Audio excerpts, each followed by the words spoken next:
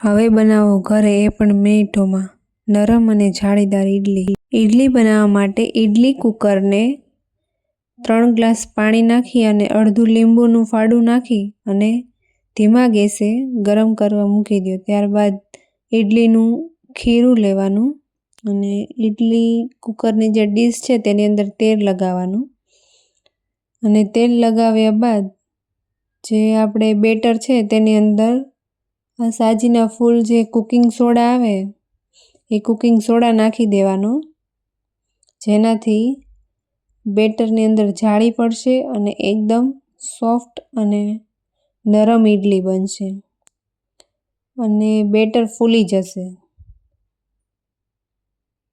જે વિડીયોમાં દેખાય તે રીતે જ. બેટર ફૂલી ગયા બાદ બેટરને ધીરે ધીરે જે ઈડલીની ડીશ છે તેની અંદર રેડી દેવાનું.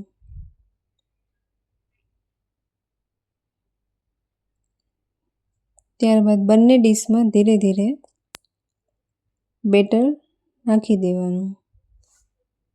બેટર નાખ્યા બાદ ઈડલી કુકરની અંદર ડીશ મૂકી દેવાનું અને ત્યારબાદ 5-10 મિનિટ થાય એટલે ચેક કરી લેવાનું આપણી ઈડલી ચડી ગઈ છે કે નથી ચડી. ત્યારબાદ ચડી ગઈ હોય તો કાઢી લેવાની તેને. ચેક કર્યા બાદ ઈડલી જો ચાકવામાં ચોટે નહીં તો પછી તૈયાર છે આપણી ઈડલી.